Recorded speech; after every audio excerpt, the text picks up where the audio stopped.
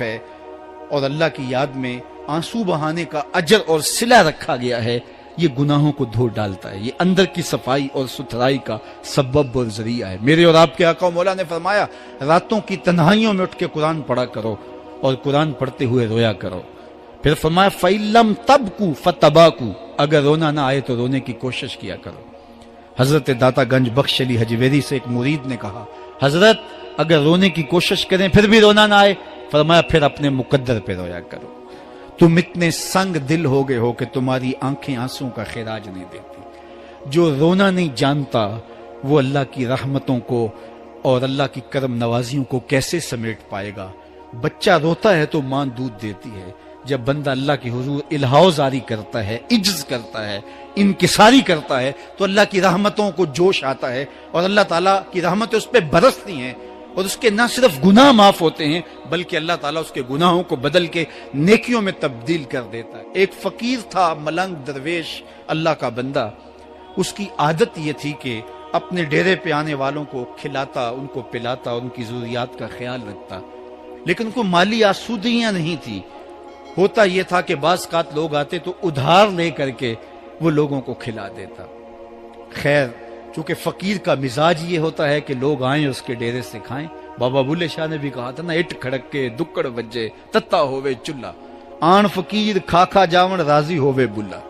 یہ فقیروں کا مزاج ہے، تو جو بھی آتا اس کے ڈیرے سے کھاتا اور وہ ادھار اٹھا اٹھا کے لوگوں کی ضروریات کو پورا کرتے رہتے۔ وقت آخر آ گیا، جن لوگوں نے ادھار دیا تھا وہ سارے تقاضا کرنے آ گئے۔ اب بابا جی کو کیا فکر لاحق ہے کہ یہ میرے مہمان اور میں ان کو کچھ پیش کرنے کی صلاحیت نہیں رکھتا۔ ایک بچہ تھا، وہ کچھ سامان بیچ رہا تھا، پتیسا بیچ رہا تھا یا کوئی اور چیز بیچ رہا تھا۔ اس نے گلی سے گزرتے ہوئے آواز لگائی، خادم کو کہا سے بلا کے لاؤ، کہا تم بیچ رہے ہو تو میرے مہمانوں کو کھلا دو۔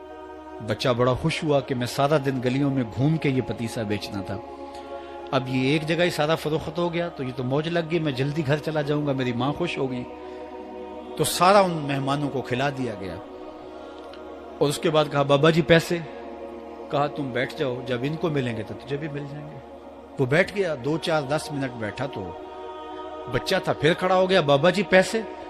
کہا جب ان کو ملیں گے تو تجھے بھی مل جائیں گے۔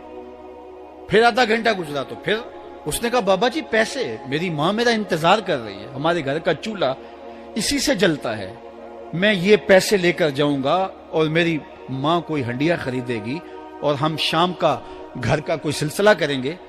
کہا بیٹا جب ان کو ملے گا تو تجھے بھی مل جائے گا۔ بچے نے رونا شروع کر دیا، یتیم بچہ تھا، اس کا سارا آسرا یہی تھا، اس نے رونا شروع کر دیا۔ جب بچہ رویا اللہ کی رحمت کو جوش آیا، کوئی مرید نذرانہ لے کے ان بزرگوں کے پاس آ گیا اور اشرفیوں کی بھری ہوئی تھیلی پیش کی۔